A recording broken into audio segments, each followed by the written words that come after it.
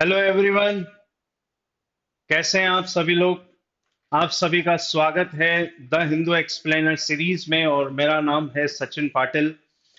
और हम लोगों ने लास्ट क्लास में एनालिसिस में ये बात की थी कि आपको 1 अक्टूबर का न्यूज़पेपर या एक्सप्लेनेशन नहीं मिला है, तो आज हमने उस पेपर को रखा है हमारे एक्सप्लेनर सीरीज में। तो आज हम डिस्कशन करेंगे 1 अक्टूबर 2021 क्या क्या इंपॉर्टेंट है हमारे पेपर में। इसको देख लेते हैं, डिस्कशन कर लेते हैं, है ना। आप लोगों की जो भी इससे रिलेवेंट क्वेरीज है उनको भी हम देख लेंगे।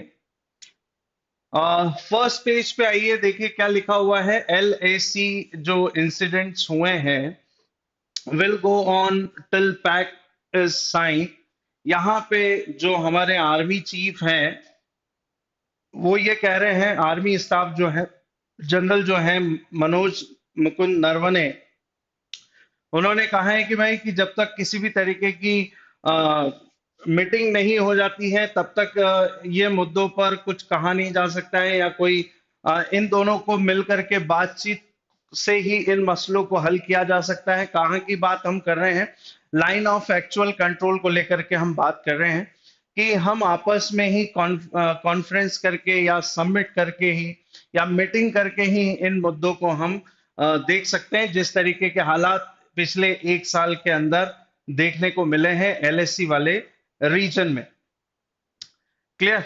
उसके बाद में यहाँ पे ऑस्ट्रेलिया ये कह रहा है कि China can join quad initiative. मतलब यहाँ पे ऑस्ट्रेलिया का ये कहना है कि भाई कि चाइना भी ज्वाइन कर सकता है यदि इंडो पैसिफिक रीजन को सिक्योर करना है। डायलॉग जो बना हुआ है क्वाड, जिसकी हम बात करते हैं, क्वाड्रिलेटरल सिक्योरिटी डायलॉग, जिसमें हम इंडो पैसिफिक रीजन को सिक्योर करने की बात करते हैं, पीस को मेंटेन करने की बात करते हैं। तो वहां पे ऑस्ट्रेलिया ये कह रहा है कि भाई कि चाइना भी ज्वाइन कर सकता है। ठीक है, जिस तरीके से जो बने हुए हैं, कॉन्फ्लिक्ट बनी हुई है कि भाई चाइना ये कहता है कि ये एक तरीके का एशियन नाटो ग्रुप है, या फिर इसको मिनी नाटो ग्रुप कहा जाता है, एक तरीके का मिलिट्री अलायंस ग्रुप है। तो ऐसा कुछ भी नहीं है, इसी चीज को लेकर के यहाँ पे बात की जा रही है। अब चाइना और थोड़ा सा और प्रेशर में आ जाता है, बिकॉज क्योंकि अब ओकस बन गया है और ओकस का भी पार्ट यहाँ पे कौन है, ऑस्ट्रेलिया है। तो यहाँ पे इसी चीज को लेकर के बात की गई। क्लियर। अगला वाला पार्ट देख लीजिए भाई। हमने लास्ट उसमें भी एक डिस्कशन किया था कि भाई कि जो 30 सितंबर वाला टाइम पीरियड है उसमें जो वाइस चीफ थे, एयर चीफ जो थे विवेक चौधरी जी, विवेक राम चौधरी, इन्होंने अब अपनी प्रमोशन को संभाल लिया है, यानी अब ये बन गए हैं भारत के 27 नंबर के चीफ ऑफ एयर स्टाफ। और इन्होंने राकेश कुमार सिंह भदौरिया जी को रिप्लेस किया है। तो इन्होंने यही चीज को यहाँ पे कहा गया है कि न्यू IAF चीफ प्रॉमिस कर रहे हैं टू एनहांस कैपेबिलिटीज। जो भी कैपेबिलिटीज हैं उनको हम बढ़ाएंगे, एनहांसमेंट करने की यहाँ पे बात की गई। तो ये क्या है वो भी देखेंगे। इसके बाद में बात की जा रही है, NV रमना जी ये कह रहे हैं, chief justice of India supreme court के, ये काफी दिनों से ये मैटर चल रहा है। क्या कॉलेजियम सिस्टम के तहत बहुत ही बड़ा ये हमने मंथ देखा है, जिसको इन्होंने मेंशन किया है कि marathon month for the supreme court collegium. और इन्होंने काफी सारे नाम सजेस्ट किए हैं, नए नए रिक्रूटमेंट ट्रांसफर को लेकर के। लगभग 68 नेम इन्होंने दिए हैं यहाँ पर कि भाई कि इनका रिक्रूटमेंट किया जाए और इनके ट्रांसफर किए जाएं। अब यहीं पे अगली बात क्या की जा रही है भाई, इसको लेकर के भी हमने लास्ट क्लास में एडिटोरियल पेज को कवर किया था कि urban mission to get big outlay, यहाँ पे ये चीज की बात की जा रही है। मतलब यहाँ पे दो प्लान है, जिसका 2.0 मिशन लॉन्च किया गया है, जिसमें से पहला है स्वच्छ भारत मिशन अर्बन और दूसरा है अ, अमृत मिशन, जिसे कहा जाता है Atal mission for rejuvenation and urban transformation की बात की गई है। यहाँ पे प्राइम मिनिस्टर ने इसका 2.0 वर्जन को लॉन्च किया है और इसके समय को 2026 25-26 तक के लिए एक्सटेंड कर दिया गया है। अब ये क्या है, इसको इसको हम देखेंगे। क्लियर। चले आगे की हम बात कर लेते हैं। अगले पेज पर बिजनेस सेक्शन में देख लीजिए, ये आर्टिकल आया है और इसमें ये कहा गया है कि भारत की जो कोर सेक्टर एरिया है इकोनॉमी का, उसमें ग्रो देखने को मिला है। कितना? 11.6% अगस्त मंथ में देखा गया है ना। तो ये पिछले महीने का डेटा निकल करके आया है। 11.6% के आसपास इंडिया कोर सेक्टर जो आउटपुट है वो देखने को मिला है। 8 कोर इंडस्ट्रीज होती हैं, यानी इकोनॉमी में ग्रो करने के लिए बहुत सारे एरियाज हैं, जिसमें हम प्राइमरी सेक्टर, सेकेंडरी सेक्टर और टर्शरी सेक्टर की हम बात करते हैं कि हमारी जीडीपी में ये तीन कंट्रीब्यूशन है, तीन पिलर्स हैं। लेकिन यदि उसमें भी यदि हम कोर इंडस्ट्रीज की बात करें तो ये 8 कोर इंडस्ट्रीज होती क्या है, इनको हम देखेंगे। और इसमें ग्रो देखा गया है, मतलब ये चीजें बताई जा रही है कि भाई कि जो पैंडेमिक को लेकर के हालात थे वो अब धीरे धीरे करके सुधर रहे हैं। यहाँ पे ये चीजें बताई जा रही हैं। चलिए अगला यहाँ पे कहा गया है, India Australia to the conclude free trade pact by the end 2022। और ये कह रहे हैं commerce and industry minister of the Australia और ट्रेड टूरिज्म इन्वेस्टमेंट यहाँ पे डैन तहन जो है वो ये कह रहे हैं, और इंडिया के साथ में ये बोल रहे हैं कि भाई 22 तक हमारे ट्रेड को हम डबल कर लेंगे। यहाँ पे इन्होंने ये बातें कही हैं, है ना। और उसका भी एक बताया है कि डबल होकर के ये कितना हो जाएगा, तो 52 ऑस्ट्रेलियन डॉलर बिलियन डॉलर के आसपास में ये ट्रेड, फ्री ट्रेड हो जाएगा between India and Australia. Clear. यहाँ पे hidden deep rising for the partners of the Chinas, और ये कौन से इनिशिएटिव प्लान के तहत है, तो इसके बारे में भी हम काफी बार चर्चा कर चुके हैं, है ना। One belt one road initiative of China, और ये 2013 का इनिशिएटिव था जिसको चाइना ने स्टार्ट किया। और इसमें ये भी बताया गया कि काफी सारी ऐसी इकोनॉमीज हैं जिनका डेप उन उन कंट्रीज के ऊपर बढ़ता जा रहा है, क्योंकि चाइना ने अपने इंफ्रास्ट्रक्चर जो इन्वेस्टमेंट प्लान है उसमें काफी सारा डेवलपमेंट इनके देशों में कर रखा है। यानी इतनी इतनी ये कर्जदारी इनके देशों के ऊपर आई है कि ये इनको चाइना को रिटर्न करना है। भाई यहाँ पे ये सारी चीजें बताई गई। क्लियर। उसके बाद में एडिटोरियल पेज में ये कहा गया है कि भाई at the quad forming the habits of the cooperation. यहाँ पे वही बातें हैं जो पिछले काफी बार से हम चर्चा करते आ रहे हैं कि भाई व्हाट इज क्वाड, क्वाड क्या है। क्वाड की समिट अभी रिसेंटली हुई है, फिजिकली तरीके से मोदी जी भी गए हुए थे। दो दो समिट को हम अटेंड करने गए थे। एक तो था क्वाड फिजिकली समिट जो कि कोविड पैंडेमिक के बाद में ऑर्गेनाइज की गई, एंड 76 जो United nation general assembly, world parliament assembly के अंदर स्पीच थी, उसमें बातें कही गई है। क्या क्या बातें कही गई हैं, इसमें यह कहा गया है कि भाई कोविड पैंडेमिक को लेकर के किस तरीके से वैक्सीन प्रिपरेशन को लेकर के कहा कि भाई कि टैरिफ्स जो प्लान है, जो वेवर है, ट्रिप्स वेवर है, उसको कम कर दिया जाए या उसको हटा दीजिए। जितने भी रेस्ट्रिक्शन है कोविड वैक्सीन के प्रिपरेशन में या उसके मैन्युफैक्चरिंग में, उसको हटा दीजिए। जैसा कि आप सभी को पता है कि साउथ अफ्रीका और इंडिया ने मिलकर के कॉपरेटली तरीके से यूएस को ये कहा था कि आप अपने देश से जो पैटेंट जो है उसको आप फ्री कर दीजिए, ताकि उन कंट्रीज को भी इसका लाइसेंस मिल सके, अप्रूवल मिल सके, और वो भी क्या कर सके, वैक्सीन को प्रिपेयर कर सके। यहाँ पे G7 की समिट का भी इनिशिएटिव रखा गया कि चाइना के one belt one road initiative को कॉम्पीट करेगा कौन सा मिशन, तो यहाँ पे B3W की बात की गई है। Quad with the G7 build back better for the world, B3W partnership.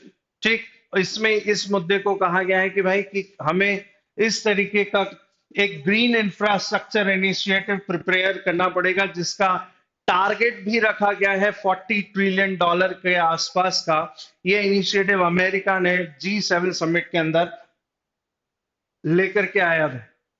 Covid 19 की बात हुई, उसके बाद में इंडो पैसिफिक रीजन को लेकर के बातें हुई है कि भाई कि यहाँ पे हमें पीस और सिक्योरिटीज को मेंटेन करना है। इंटरनली ट्रेड को लेकर के बातें हुई हैं। इसके बाद में नेट जीरो कार्बन एमिशन को लेकर के यहाँ पे एजेंडा रखा गया है कि भाई what is action plan of the climate change. तो यहाँ पे कहा गया है कि 2050 तक के हमारे प्रॉमिस है कि हम नेट जीरो कार्बन एमिशन तक पहुंच जाएंगे, और ये भी साथ में प्रॉमिस करते हैं कि 2030 तक हम बायोडायवर्सिटीज जो को लॉस हो रहा है उसको हम रोकेंगे एंड उसको रिवर्स करेंगे। ये 2030 का एक्शन प्लान है। इसके बाद में 5G जनरेशन नेटवर्क को लेकर के यहाँ पे बात की गई है कि जिस तरीके की रुकावटें 5G नेटवर्क को लेकर के आ रही है उसको आपस में इंटरकनेक्ट को लेकर के बात की गई है, क्योंकि चाइना के साथ में किसी भी तरीके का हम हेल्प नहीं लेना चाहते हैं। तो ये सारे मुद्दे यहाँ पर क्वाड समिट को लेकर के बताए गए हैं। उसके बाद में अगला आर्टिकल है Shivraj Singh Chouhan, the CM of the Madhya Pradesh state, और उनका ये कहना है, उन्होंने ये आर्टिकल लिखा है कि भाई कि बहुत बड़ा चैलेंज है a state a clean sweep and the art of the sanitation. यहाँ पे ये कह रहे हैं कि भाई मोदी जी का ये जो प्लान है भारतीय स्वच्छता मिशन या नेशनल क्लीनलीनेस मिशन जो है, ये मिशन अपने आप में ही एक बहुत बड़ा मिशन है। इसमें सरकार तो अपने काम कर ही रही है, साथ में लोगों को भी इसमें कंट्रीब्यूट करना पड़ेगा कि भाई कि हम जिम्मेदार हैं, साफ सफाई हमें भी रखनी पड़ेगी। तो यहाँ पे इन बातों को कहा गया है, और उसके लिए मध्य प्रदेश में ऐसे बहुत ही जबरदस्त तरीके के काम हुए, और उसमें एग्जाम्पल भी दिया है इंदौर सिटी का कि लास्ट 3-4 ईयर से कंसेक्यूटिव तरीके से इंदौर सिटी जो है वो टॉप पे बनी हुई है ना। जिस तरीके के क्लीनली मिशन जो हमने इंदौर के अंदर चलाए हैं या पूरे एमपी के अंदर चलाए हैं, उसकी यहाँ पे बात की गई है। ओपन डेफिकेशन जो फ्री करने की बात की गई है, ODF, जिसको 100% बनाने की बात की गई है, क्योंकि जहां सोच वहां शौचालय वाला जो कॉन्सेप्ट है इसको भी सरकार के द्वारा लाया गया। जगह जगह पे शौचालयों को, टॉयलेट्स को बनाया गया। अब आपको ये बताना है कि वर्ल्ड टॉयलेट डे कब ऑर्गेनाइज किया जाता है, सेलिब्रेट किया जाता है एवरी ईयर, ये आपको मुझे कमेंट बॉक्स में बताना है। तो यहाँ पे उन चीजों को लेकर के बातें की गई हैं कि स्वच्छता में ये सारे काम हमें करने पड़ेंगे, फॉर्मूलेस अपनाने पड़ेंगे, तब जाकर के हमारा देश स्वच्छ बनेगा।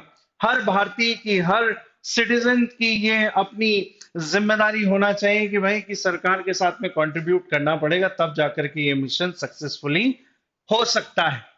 इसके बाद में यहाँ पे पीएम पोषण को लेकर के बात की गई है, छोटे से एडिटोरियल आर्टिकल में यहाँ पे मेंशन किया गया है, और इसके बारे में हम काफी बार लास्ट क्लास में भी चर्चा कर चुके हैं। ये पीएम पोषण क्या है? पीएम पोषण वही है जिसमें मिड डे मील जो प्लान 1995 में सरकार के द्वारा लॉन्च जो किया गया था, जो कि भारत में सबसे पहला तमिलनाडु ने इसे स्टार्ट किया था 1977 में इस प्लान को। और इस कॉन्सेप्ट को देखते हुए फिर बहुत सारे राज्यों ने अपने राज्यों के अंदर मिड डे मील जैसे इस प्रोजेक्ट को स्टार्ट किया कि एक वक्त में हम प्रॉपरली न्यूट्रिशन बच्चों को दे सकें, साथ में प्राइमरी एजुकेशन को भी ध्यान में रखा जाए। तो इस चीज को लेकर के ये प्लान को शुरू किया गया, और फिर सरकार ने इस प्लान को पूरे ओवरऑल इंडिया में 1995 15 अगस्त को लॉन्च कर दिया। लेकिन अब उसके 26 साल के बाद सरकार ने ये कहा है कि भाई कि ये जो मिड डे मील प्लान है या स्कीम है, इसको रीनेम कर दिया जाए, और इसका नाम बदल करके क्या कर दिया जाए? तो इसका नाम बदल करके कर दिया गया है क्या? पीएम पोषण कर दिया गया है भाई। ठीक है। अब पीएम पोषण के तहत यही वही चीज की प्रॉपरली न्यूट्रिशन दिया जाएगा, कुक फूड दिया जाएगा। यहाँ पे ये बात कही गई है, और ये अब तक की भारत की सबसे बड़ी ये प्लान है, मिड डे मील प्लान है, जिसको चलाया जा रहा है भारत सरकार के तहत। प्राइमरी एजुकेशन, प्राइमरी जो स्कूल के बच्चे हैं, यानी 6 से 14 साल तक के बच्चों को इस तरीके का कुक फूड दिया जाएगा। तो यहाँ पे इस प्लान के बारे में बताया गया है एडिटोरियल पेज में। तो ये था पूरा पेपर, और अब हम डिस्कशन कर लेते हैं स्लाइड वाइज हमारे पेपर को। आगे बढ़ते हैं। पहला जो पेज है उसमें क्या मेंशन किया गया है, यहाँ पे नरवणे जी कह रहे हैं कि भाई कि जल्द हमें क्या करना पड़ेगा, जल्द हमें कॉन्फ्रेंस करनी पड़ेगी, इंडिया और चाइना के बीच में इस तरीके के बाउंड्री एग्रीमेंट्स करने पड़ेंगे, तब जाकर के इन मामलों को रोका जा सकता है, या जिस तरीके का डिसएंगेजमेंट है उसको हटाना पड़ेगा। आपने देखा होगा कि गलवान वैली और पेंगोंग सो लेक जो है वहां पर से तो डिसएंगेजमेंट कर दिया गया है, मतलब कि वहां से सेनाओं को वापस पीछे हटा लिया गया है, लेकिन जो पॉइंट नंबर है, पेट्रोलिंग पॉइंट जो है 15 नंबर का, वहां से अभी नहीं हटा है, जिसको हम हॉट स्प्रिंग कहते हैं। क्लियर? वहां से अभी आर्मीज पीछे नहीं गई हैं, तो इन मुद्दों को लेकर के, बाउंड्री टॉक्स को लेकर के यहाँ पे बातें की गई। क्लियर? तो यही चीज को यहाँ पे कवर अप किया गया है। अब आप मैप देख लीजिए भाई, मैंने 3 तरीके के मैप आपके सामने रखे हैं, क्योंकि कई बार बच्चों ने कहा है कि सर थोड़ा सा आप एक्सप्लेन कर देंगे क्या कि क्या वो कौन से वाले इलाके हैं। तो देखिए, गलवान वैली रीजन में आई थिंक 15 जून की ये बात है ना, 2020, जिसमें 20 जो हमारे जवान थे वो शहीद हो गए थे। जिस तरीके की फाइट इंडिया और चाइना बॉर्डर पर गलवान वैली रीजन में हमें देखने को मिला, कौन सी वाली बाउंड्री की, तो हम LAC की हम बात करते हैं, यानी लाइन ऑफ एक्चुअल कंट्रोल की बात करते हैं। दूसरा, जो दूसरा कॉन्फ्लिक्ट वाला एरिया है हॉट स्प्रिंग, तो ये भी उसी बाउंड्री से इधर आते हैं, हम वहां पर है, यानी पेट्रोलिंग पॉइंट जो 14 है, 15 है ना, 14 पेट्रोलिंग पॉइंट 15, और उसके बाद में पेंगोंग सो लेक वाला जो है पेट्रोलिंग पॉइंट 17, ये 3 पॉइंट्स पर डिसएंगेजमेंट करने की बात चल रही थी। तो ये 2 पॉइंट से तो हो गया, ये वाला बचा हुआ है जिसको हम हॉट स्प्रिंग एरिया कहते हैं। अब उसको यहाँ पे समझ लीजिए, ये वाला जो हिस्सा आप देख रहे हैं ये सियाचिन ग्लेशियर है ना, जो कि हाईएस्ट बैटल फील्ड है दुनिया की। यहाँ पे आप अच्छे तरीके से समझ सकते हैं, ये है सियाचिन, और ये है अक्साई चीन, ये वाला 1962 का एरिया है जो उनके कब्जे में चले गया, LAC वाला पार्ट, और ये LOC वाला 1947 वाला हिस्सा है जिसको हम आज बाल्टिस्तान बोलते हैं, गिलगिट बाल्टिस्तान, और दूसरा है या ये वाला इलाका जिसको हम POK बोलते हैं, पाक ऑक्यूपाइड कश्मीर बोलते हैं। तो ये वाले रीजन जो है यहाँ पे डिस्प्यूट बना हुआ था। अब पेंगोंग सो लेक का जो नॉर्दर्न बैंक है, देखिए ये है पेंगोंग सो जो लेक आपको दिख रही है, इसका जो नॉर्दर्न बैंक है यहाँ पे फिंगर्स बनी हुई है, ये देखिए इस तरीके की आपको कुछ फिंगर्स दिख रही होंगी, है ना। तो ये फिंगर्स पॉइंट कितने हैं, 1 2 3 4 5 6 7, और ये 8 फिंगर्स पॉइंट है। जिस तरीके से ये जो बनी हुई है इस तरीके के जिगजैग तरीके से, तो ये पेंगोंग सो लेक का नॉर्दर्न बैंक है जिसको हम पेट्रोलिंग पॉइंट बोलते हैं, PP14, PP15, PP17, आपको इस तरीके से आपको सुनने को मिलेगा। तो यहाँ पे ये कहा जा रहा है कि ये जो LAC यहाँ से जो गुजरी है, इसको बोला जाता है कि भाई कि यहाँ पर 4th पॉइंट तक, 4th फिंगर तक इंडिया का कब्जा है, और यहां तक ही यहाँ पे बाउंड्री बनी हुई है। लेकिन चाइना का यह कहना है कि भाई कि हमारा जो एरिया है वो 2nd फिंगर तक का है। तो ये इस चीज को लेकर के डिस्प्यूट है, लेकिन अभी मामले थोड़े से यहाँ पे सही हो गए, तो इन्होंने अपने अपने सोल्जर्स को पीछे कर दिया है। तो ये वाला मामला हो गया है सॉल्व, ये वाला हो गया है। बचा है तो कौन सा वाला हिस्सा, हॉट स्प्रिंग वाला हिस्सा बचा हुआ है। तो ये 8 फिंगर्स, यदि आपसे कोई पूछे कि भाई कि 8 फिंगर्स क्या है, तो जो पेंगोंग सो लेक है उसका जो नॉर्दर्न बैंक हिस्सा है, वो पॉइंट है, उनको हम फिंगर्स कहते हैं। कितनी फिंगर्स हैं, तो 8 फिंगर्स हैं, यहाँ पे आप देख सकते हैं। क्लियर? आगे हम बात कर लेते हैं, what are the fingers of the lake. तो ये चीज आप लोग देख सकते हैं मैप में, आपको बहुत अच्छे तरीके से समझ में आ गया होगा।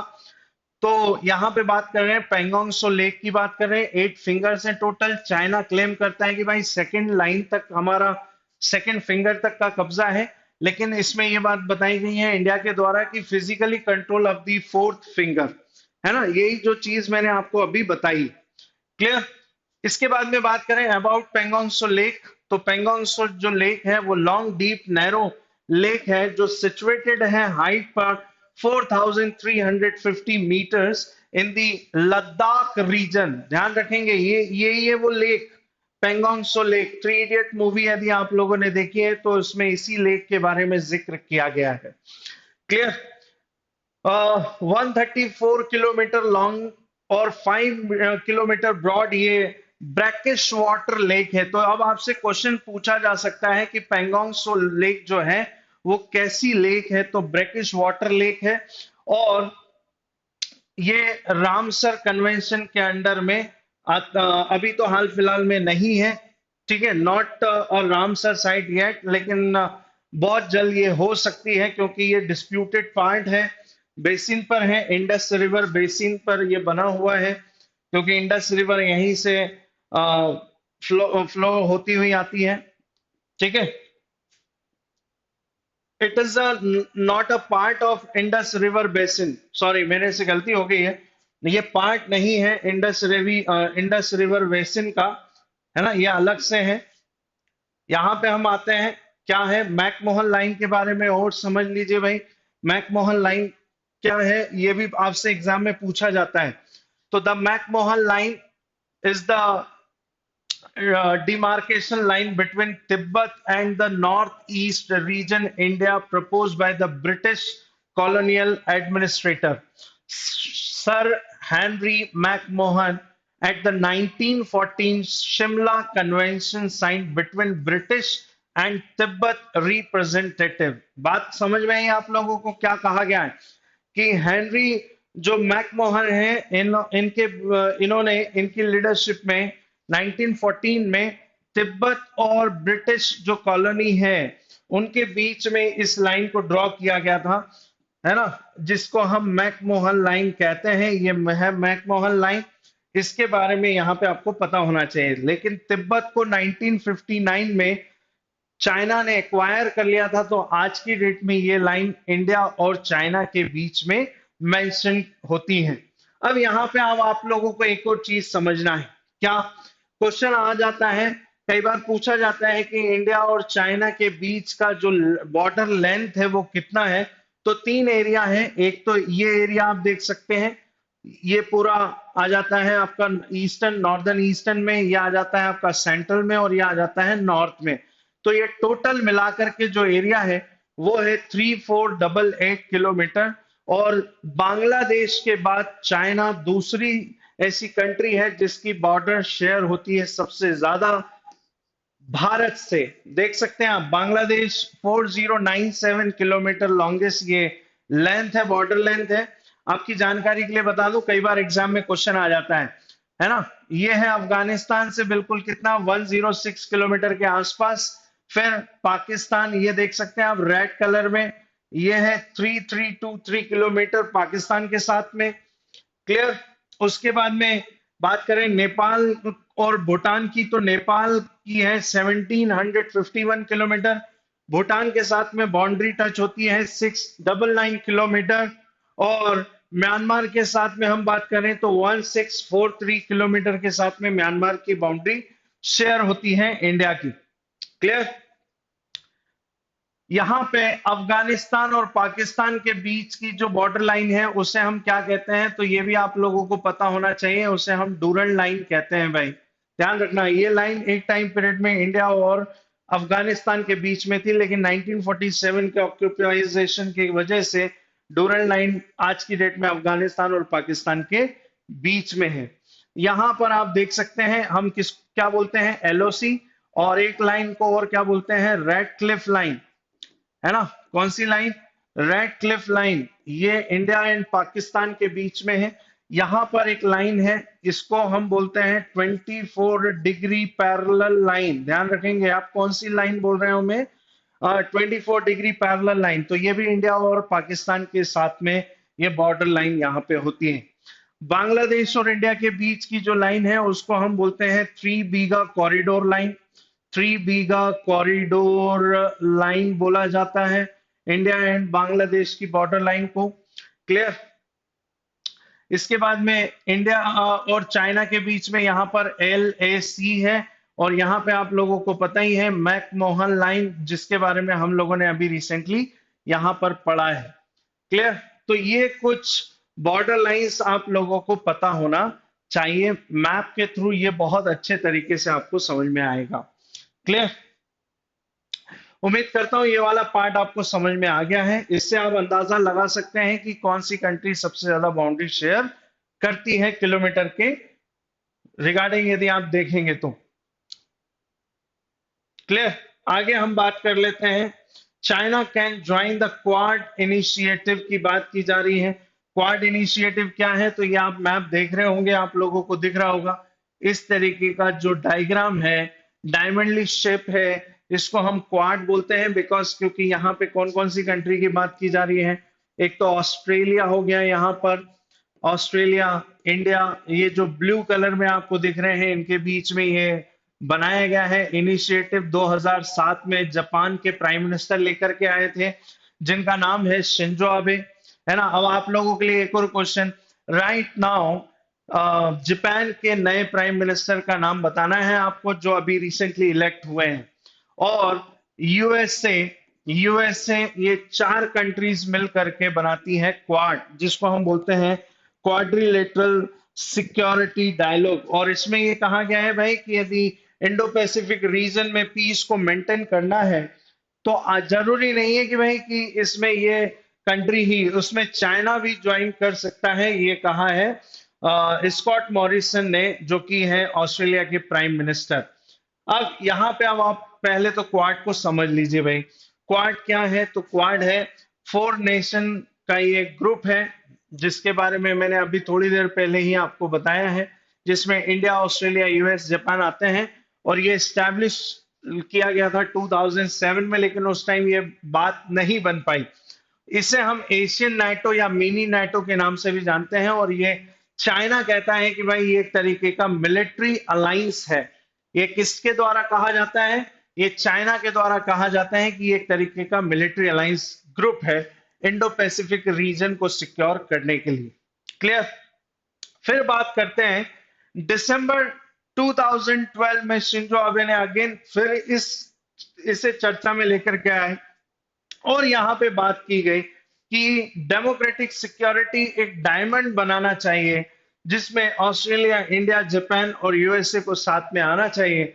और फाइनली ये बात की गई 2017 नवंबर मंथ में और इसे फाइनली साइन कर लिया गया, जिसको क्वाड कहा जाता है। क्वाड शेप पर यहाँ पे रेटिफिकेशन हो जाता है जिसमें कहा गया ये जो रूट है, critical sea route in the Indo Pacific free any the influence, किसी भी तरीके का चाइना के इन्फ्लुएंस को रोकने के लिए इसको बना लिया गया। क्लियर?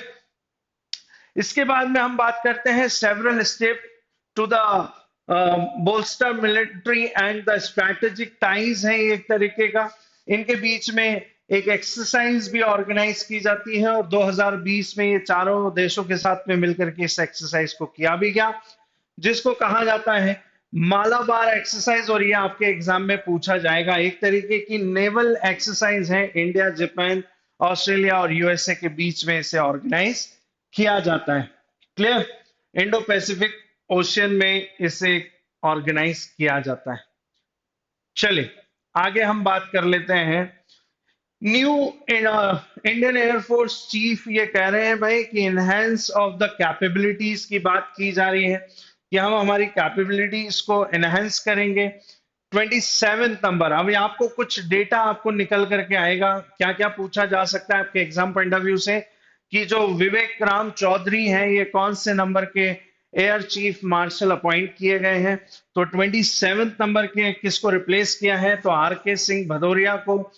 और इसके अलावा क्या बात की गई है कि ये कब बना है इंडियन एयरफोर्स? तो 8 अक्टूबर 1932 को ये बना है। क्लियर? और 8 अक्टूबर यानी आने वाला जो 8 तारीख है ये इंडियन एयरफोर्स डे के रूप में सेलिब्रेट किया जाता है हर साल। क्वेश्चन आ सकता है आपसे, क्या पूछा जाएगा? इंडियन एयरफोर्स डे सेलिब्रेट कब किया जाता है? तो यहाँ पे मेंशन है 8 अक्टूबर, यहाँ पे मैं मेंशन कर देता हूं भाई। क्लियर? 4 दिसंबर, ये भी याद रखेंगे आप लोग, 4 दिसंबर सेलिब्रेट किया जाता है नेवी डे। ध्यान रखेंगे, नेवी, ये एयर फोर्स की बात कर रहा हूं। एयरफोर्स डे 8 अक्टूबर, नेवी डे 4 दिसंबर, और 15 जनवरी, देखिए सब सब सही सही लिख लीजिएगा भाई प्लीज। 15 जनवरी को सेलिब्रेट किया जाता है, आर्मी डे के रूप में सेलिब्रेट किया जाता है। तो मैंने आपको तीनों डेट बता दी है, तीनों डेज आपको बता दिए। क्लियर? तो 8 अक्टूबर को इंडियन एयरफोर्स डे सेलिब्रेट किया जाता है। इसके अलावा बात करें हेडक्वार्टर की, तो ये न्यू दिल्ली के अंदर इसका हेडक्वार्टर है। कमांडर इन चीफ, भाई ध्यान रखेंगे, भारत में कॉन्स्टिट्यूशन में ये चीजें लिखी गई हैं कि तीनों सेनाओं का प्रमुख यानी कमांडर ऑफ द चीफ किसे कहा जाएगा, तो प्रेसिडेंट ऑफ इंडिया होगा। अभी राइट नाउ है रामनाथ कोविंद। इसके अलावा जो अभी रिसेंटली एक नई पोस्ट को बनाया गया 2019, जिसको हम कहते हैं जनरल विपिन रावत, और इनको क्या बोला जाता है, सीडीएस कहा जाता है, यानी तीनों सेनाओं की भी कमांड सीडीएस के पास में आ गई है। और ये कारगिल वॉर 1999 के बाद से अटल बिहारी वाजपेयी के दिमाग में था कि इस तरीके की पोस्ट को हमें बनाना चाहिए, लेकिन उस टाइम पे किसी वजह से नहीं बन पाई। लेकिन ये मोदी गवर्नमेंट के टाइम पीरियड में इसको फिर अमल में लाया गया और चीफ ऑफ डिफेंस स्टाफ बना दिया गया। Clear? Right now chief staff की हम बात करें तो एयर चीफ मार्शल अभी रिसेंटली बने हैं 27 नंबर के विवेक राम चौधरी, जो कि इससे पहले वाइस एयर चीफ मार्शल थे। अब इनकी जगह पर आ गए हैं Sandeep Singh air marshal, vice chief of the air staff. तो ये चीजें आप लोगों को इस पेज पर ध्यान रखनी है। इसके अलावा हम बात करें अर्जन सिंह, तो ये पहले एयर चीफ मार्शल थे, अर्जन सिंह। क्लियर हुआ? तो ये चीजें आप लोगों को ध्यान में रखनी है।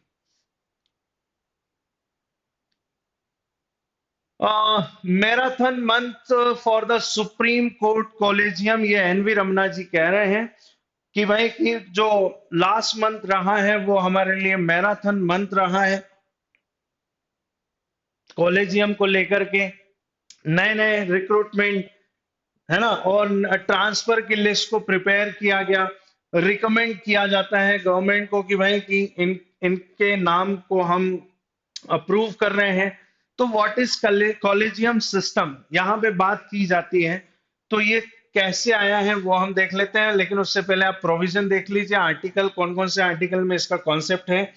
तो आर्टिकल की हम बात करें तो आर्टिकल 1 to 4 क्लॉज 2 ये कहता है कि सुप्रीम कोर्ट के अंदर जितने भी जजेस होंगे या चीफ जज का रिक्रूटमेंट होगा, वहां पर इस तरीके का कॉलेजियम सिस्टम के तहत होगा। और आर्टिकल 217 में हाई कोर्ट के जजेस की यहाँ पे बात की जाती है।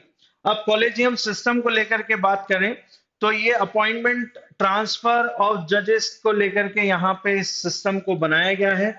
क्लियर? अब इसकी शुरुआत देखी जाए तो कहां से मानी जाती है, तो जो पहला जज ऑफ केस हुआ था सिस्टम, उसकी हम बात करें तो फर्स्ट जजेस केस जो 1981 में हुआ, इसमें यह बात कही गई कि जो रिकमेंडेशन है ये सिर्फ चीफ जस्टिस ऑफ इंडिया ही करेंगे, यानी एक ही ये डिसाइड करेगा कि हु इज द नेक्स्ट, और अगले जजेस कौन होंगे या उनका ट्रांसफर आंसफर को लेकर के रिकमेंड एक ही व्यक्ति के द्वारा, जो कि होता था चीफ जस्टिस ऑफ इंडिया, ये डिसाइड होता था। फिर उसके बाद में इसको चेंज किया गया। क्लियर? यानी 1993 में इसमें थोड़ा सा चेंज कर दिया गया, जिसको हम कहते हैं supreme court introduce the collegium system. और इसमें यह कह दिया गया कि भाई हम मिलकर के डिसाइड करेंगे 3 लोग। 3 लोग में कौन होगा, एक तो होगा चीफ जस्टिस ऑफ इंडिया और +2 सीनियर मोस्ट जज होंगे। ये डिसाइड करेंगे भाई कि कौन अगला जज होगा, कौन नए जजेस होंगे, उनका ट्रांसफर। तो ये सारी प्रोसीजर 1993 में इनके नंबर्स को बढ़ा करके कर दिया गया 3 मेंबर का, जिसमें एक चीफ जज होगा और 2 सीनियर मोस्ट जज। फिर इसको और एक्सटेंड कर दिया गया। थर्ड जजेस केस जो 1998 में आया, इसमें कॉलेजियम आर्टिकल 143 के तहत expanded the collegium of to the 5 members body कर दी गई, जिसमें यह कहा गया कि एक चीफ जज होगा और 4 सीनियर मोस्ट जजेस होंगे। भाई ये मिलकर के आप डिसाइड करेंगे कि, या ये मिलकर के रिकमेंड करेंगे और इनकी जो रिपोर्ट है या उनकी जो फाइल है फिर जाएगी लॉ एंड जस्टिस मिनिस्ट्री के पास में, है ना। जल्दी से मुझे बताइए कि कौन है right now law and justice minister. और यहां से ये फाइल ट्रांसफर होती है पीएम के पास में, देन फिर यहां से फिर ये जाती है प्रेसिडेंट के पास में। तो इस तरीके का ये प्रोसीजर होता है जिसके तहत सारे रिक्रूटमेंट होते हैं। और ध्यान रखेंगे सारे जजेस का अपॉइंटमेंट ट्रांसफर ये सारा काम करने का जो काम है वो प्रेसिडेंट ऑफ इंडिया के पास में है। अथॉरिटी, पावर, ये कहता है कॉलेजियम सिस्टम। क्लियर? चलिए, उम्मीद करता हूं ये वाला पेज आपको अच्छे तरीके से समझ में आ गया है। इसको समझ लीजिए भाई।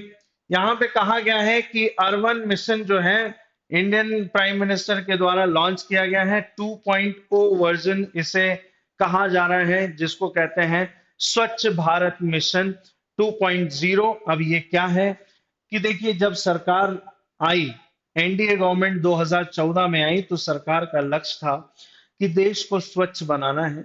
सरकार के कुछ अपने एजेंडे थे, मैनिफेस्टो था, उसमें ये बताया गया कि जितना देश स्वच्छ रहेगा, क्लीन रहेगा, उतनी इकोनॉमी जनरेट होगी, टूरिज्म बढ़ेगा। जितना देश स्वच्छ होगा उतना स्वस्थ होगा। यानी हम बात क्लीनलीनेस की करते हैं तो वहां पे बात हेल्थ की अपने आप आ जाती है ना। यहीं पे हम बात कर रहे हैं स्वच्छता की बात। तो यहाँ पे आप देख रहे हैं किस तरीके का जो गार्बेज सिस्टम है, इसको हमें सही तरीके से मेंटेन करना, मैनेजमेंट करना, यही चीजों को लेकर के यहाँ पे बात की गई है। वेस्ट वाटर जो मैनेजमेंट है, इसको कहाँ पर हम ठिकाने लगाएं, इसको हम कहाँ पर सारी चीजों को हम ले जाएं कि जिससे नदियों का पानी भी क्या ना हो, पॉल्यूटेड ना हो, है ना, लोगों के संपर्क में ना आए, लोगों के जो पीने का जो पानी है वहां पे कहीं ये सारी चीजों को लेकर के मिलावट ना हो, इस चीज को लेकर के बात की गई है। सोर्स सेग्रेशन की बात की गई है। Under sustainable solid waste management greater emphasis will open the source of segregation, मतलब इनको अलग अलग करने की बात की गई है। तो यहाँ पे इन चीजों को लेकर के कहा गया है मटेरियल रिकवरी फैसिलिटीज, इनको किस तरीके से रिसाइकल किया जाए। प्लास्टिक की बात करते हैं क्योंकि एनवायरनमेंट को प्लास्टिक बहुत ज्यादा नुकसान करता है। तो ये अलग अलग पॉइंट है। यहाँ पे क्लीन एयर प्रोग्राम मिशन की बात की गई है कि 5 लाख जो पॉपुलेशन वाले एरियाज हैं वहां पे हम किस तरीके से एयर को क्लीन करने को लेकर के काम कर रहे हैं। अभी आप लोग न्यूज में सुन रहे होंगे कि सरकार जो है वो स्मोक टावर अब स्टैब्लिश कर रही है। एयर प्यूरिफायर जो टावर है उनको स्टैब्लिश कर रही है, उनको इंस्टॉल कर रही है, ताकि उस आसपास के 1 से 2 किलोमीटर के एरियाज की जो एयर है उसको हम क्लीन बना सकें। तो इसमें हमें स्वच्छता में सारी चीजें हैं, जरूरी नहीं है कि वाटर की ही हम बात कर रहे हैं, हम एयर की भी बात कर रहे हैं। तो यहाँ पे ये 2.0 जो है अर्बन मिशन में इसकी बात की जा रही है। उसी तरीके से अमृत मिशन है जिसको अटल जी का नाम दिया गया है भाई। और इसमें यह कहा गया है कि जो पीने जो वाला योग्य पानी जो है, इसमें सरकार की योजना है कि आने वाले 2024 तक लोगों के घर से उत्तम जल की व्यवस्था हो, हर घर से नल से जल वाली स्थिति, यानी पीने के लिए अच्छा पानी उनके घर से, टैप वाटर स्कीम जो है उसको लॉन्च किया जाए, उसको उसको हम एक्सप्रेट करें, उसको हम फैलाएं। आने वाले समय का ये टारगेट है कि भाई हम ज्यादा से ज्यादा घरों तक ये सारी स्कीम्स को पहुंचाएं, है ना। जल शक्ति मिशन आप लोगों ने सुना ही है, इस प्रोजेक्ट के तहत है ही 100% प्योर वाटर कवरेज की बात की गई है, सप्लाई की बात की गई है अमृत मिशन के तहत। तो ये सारे मुद्दे यहाँ पे रखे गए हैं, तो आप इन्हें अच्छे तरीके से एक बार और पढ़ लीजिएगा भाई। पेयजल सर्वेक्षण के तहत में ये बातें कही गई हैं कि किन किन जगह पर हमें वाटर देखने को मिल रहा है। ग्राउंड वाटर रिजर्व की बात भी इसके अंदर की जाती है कि हम ग्राउंड वाटर रिजर्व को लेकर के काम कर रहे हैं, ज्यादा से ज्यादा पानी स्टोर करें, है ना। क्योंकि काफी सारी रिपोर्टें ये कहती हैं कि आने वाले समय में हमें पानी बहुत कम देखने को मिलने वाला है। फ्रेश वाटर को लेकर के यहाँ पे बातें कही जाती हैं। चलिए अगला देख लेते हैं। कोर सेक्टर जो है वो ग्रो कर रहा है। 8 कोर इंडस्ट्रीज होती हैं एक इकोनॉमी का, जिसको हम बेस मानते हैं। तो इन 8 कोर इंडस्ट्रीज के अंदर अगस्त मंथ के अंदर हमें ग्रो देखने को मिला है 11.6% का हमें ग्रो देखने को मिला है। अब आप लोगों के दिमाग में आ रहा होगा कि सर 8 कोर इंडस्ट्रीज होती क्या है। तो ये देख लीजिए भाई पिक्चर में आप कि 8 कोर इंडस्ट्रीज होती कौन कौन सी हैं। तो ये आपके सामने है स्क्रीन पर।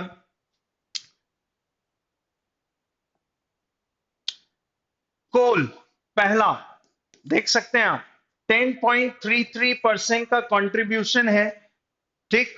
इसके आगे हम बात करें क्रूड ऑयल, किसी भी इकोनॉमी को चलाने के लिए क्रूड ऑयल का रिक्वायरमेंट बहुत ज्यादा होती है। ट्रांसपोर्टेशन पूरा उसी पे चलता है। 8.98% का कंट्रीब्यूशन। नेचुरल गैस, इसका भी बहुत बड़ा कंट्रीब्यूशन है, देख सकते हैं 6.88%। और जो सबसे ज्यादा कंट्रीब्यूशन है वो है रिफाइनरीज का, 28.04%। ये कोर इंडस्ट्रीज के अंदर आता है। स्टील की बात करें, इस्पात की हम बात करें तो 17.98% का इसका अपना कंट्रीब्यूशन है इकोनॉमी के अंदर। सीमेंट कोर इंडस्ट्रीज आती हैं जिसमें 5.37% का कंट्रीब्यूशन है। Fertilizer 2.63% and electricity 19.85%। ये कहलाती हैं ओ 8 कोर इंडस्ट्रीज, जो जिसके थ्रू हमें ये पता चलता है कि भाई कि कितना डेवलपमेंट या हमारी इकोनॉमी में ग्रो हुआ है, क्योंकि इन सेक्टर्स को ही हम कैलकुलेट करते हैं। और 100% में सबसे बड़ा कंट्रीब्यूशन की बात करें तो रिफाइनरी 28.04%। और उसके बाद जो सबसे बड़ा कंट्रीब्यूशन आपको देखने को मिलेगा वो है इलेक्ट्रिसिटी का 19.83। और सबसे कम कंट्रीब्यूशन एट कोर इंडस्ट्रीज के अंदर देखने को मिलता है तो वो है फर्टिलाइजर 2.63%। ठीक। तो ये है 8 कोर इंडस्ट्रीज जिसमें हमें ग्रोथ देखने को मिला है। चलिए यहां पे कहा गया है भाई हिडन डेप्थ जो है राइज होता हुआ दिख रहा है उसकी पार्टनर्स कंट्रीज में, जो कि one belt one road initiative का हिस्सा है, जिसे हम कहते हैं OBOR इनिशिएटिव 2013। चाइना का ये इनिशिएटिव जो मैप है, इसमें देख सकते हैं आप कि चाइना ने अभी तक अपने आसपास के देशों के अंदर कितना सारा इन्वेस्टमेंट कर रखा है, उनके नाम यहाँ पे मेंशन किए गए हैं। जैसे कि पाकिस्तान के अंदर तो बहुत ज्यादा इन्वेस्टमेंट कर रखा है। पाकिस्तान में पोर्ट डेवलप किया है, ये एक रूट तैयार किया है जिसको हम सीपेक रूट कहते हैं। भाई यदि आप लोगों ने देखा होगा, अब अफगानिस्तान को कनेक्ट करने की बात की जा रही है, तो ये इंफ्रास्ट्रक्चर मजबूत किया जा रहा है। उसके बाद में श्रीलंका के अंदर हम्बंतोता पोर्ट आप लोगों ने सुना ही होगा, साउथ के अंदर। उसके बाद में जो इनका ईस्टर्न कंटेनर डेवलपमेंट है, टर्मिनल है, इसको डेवलप किया गया है। म्यांमार के अंदर की हम बात करें तो जो क्या प्यो म्यांमार है इलाका, पोर्ट जो है उसमें डेवलपमेंट किया गया है। इसके बाद में वनावातु जो कंट्री है वहां पे इन्वेस्टमेंट किया है। जिबूती में बहुत सारा इन्वेस्टमेंट कर रखा है। रशिया को काफी सारा पैसा दे रखा है। तो ये सारा जितना भी पैसा है या जितना भी कर्जा है, ये डेट फॉर्म में हमें देखने को मिल रहा है, लोन है जिसका कर्जा इनको चुकाना है। तो ये सब है किस इनिशिएटिव के तहत, तो उस इनिशिएटिव को हम बोलते हैं one belt one road initiative, OBOR 2013। ये दो तरीके के रूट चाइना ने बिल्ड कर रखे हैं, जिसको हम बोलते हैं कौन सा, एक तो रोड रूट है जिसको हम बोलते हैं सिल्क रूट इनिशिएटिव, और दूसरा है मैरीटाइम सिल्क रूट, जो कि इस तरीके का आपको देखने को मिल रहा है ना। फुजू से ये लॉन्च जगह आती है, वियतनाम हनोई, फिर उसके बाद में सिंगापुर, इंडोनेशिया, कोलंबो। ठीक है। उसके बाद में यहाँ पर आप बांग्लादेश वाले इलाके में आप देख सकते हैं, पाकिस्तान ग्वादर पोर्ट, ईरान में भी आप ये जा चुका है, केन्या है, उसके बाद में जिबूती है, इसके बाद में सुएज कैनल को क्रॉस करते हुए इटली, ये वाले इलाके में नॉर्दर्न बोल रहा हूँ, यूरोप कॉन्टिनेंट के अंदर एंटर होते हैं। फिर उसी तरीके से रोड रूट जो है वो इस तरीके का बिल्ड किया गया है जो सेंट्रल एशिया और यूरोप कॉन्टिनेंट को कनेक्ट करेगा, यहाँ के इंफ्रास्ट्रक्चर को बिल्ड करेगा, मजबूत करेगा। इसलिए इतना सारा इनिशिएटिव, इतना सारा इन्वेस्टमेंट चाइना ने कर रखा है और इन्हें इनका कर्जा लौटाना है, काफी सारा पैसा देना है। यहाँ पे ये बातें कही जा रही हैं। तो उम्मीद करता हूं आज के सेक्शन में, आज के एक्सप्लेनर सीरीज में आपको ये सारी चीजें अच्छे तरीके से समझ में आई हैं। तो आप लोगों की जो भी क्वेरीज हैं प्लीज आप मुझे कमेंट बॉक्स में पहुंचा सकते हैं, मैं उनका आपको रिप्लाई भी करूंगा। और अ, जो भी आप लोगों की दिक्कतें हैं वो मुझसे शेयर कर सकते हैं, ताकि मैं आपको ज्यादा से ज्यादा और कंटेंट और सही कंटेंट मैं आपको प्रोवाइड कर सकूं। मैं हर बार वही कहता हूं मेरे वीडियो में कि भाई कि मैं नहीं चाहता हूं कि आपका किसी भी तरीके से आंसर मिस हो। एक एक नंबर हमारे एग्जाम में इंपॉर्टेंट है। क्लियर? तो आज का सेशन को हम यहीं पर एंड करते हैं। Thank you everyone and have a nice day to all.